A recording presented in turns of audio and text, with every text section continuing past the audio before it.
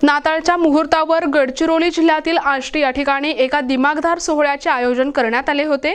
वनवैभव प्रशिक्षण मंडळ अहेरीद्वारा संचलित विविध शाळांमधील माजी विद्यार्थ्यांचा भव्य सत्कार सोहळा पार पडला।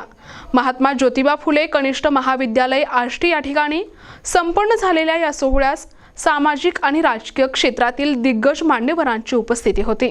या कार्यक्रमाच्या अध्यक्षस्थानी वनवैभव शिक्षण मंडळाचे सचिव बबलू भैया हकीम होते, तर प्रमुख अतिथी म्हणून शिक्षक आमदार सुधाकर अडबाले आणि माध्यमिक शिक्षणाधिकारी वासुदेव भोसे यांची उपस्थिती होती।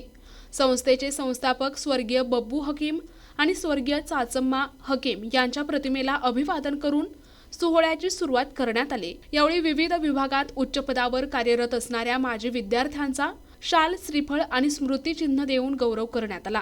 कार्यक्रमात दुबई येथील एशियन पॅरा गेम्समध्ये सुवर्ण पदक जिंकणाऱ्या श्वेता भास्कर कोवे या विद्यार्थिनीचे विशेष कौतुक करण्यात आले। आमदार अडबाले यांनी आपल्या भाषणात शिक्षकांच्या समस्यांकडे लक्ष वेधले, तर सचिव बबलू भैया हकीम यांनी संस्थेच्या प्रगतीचा आढावा मांडला।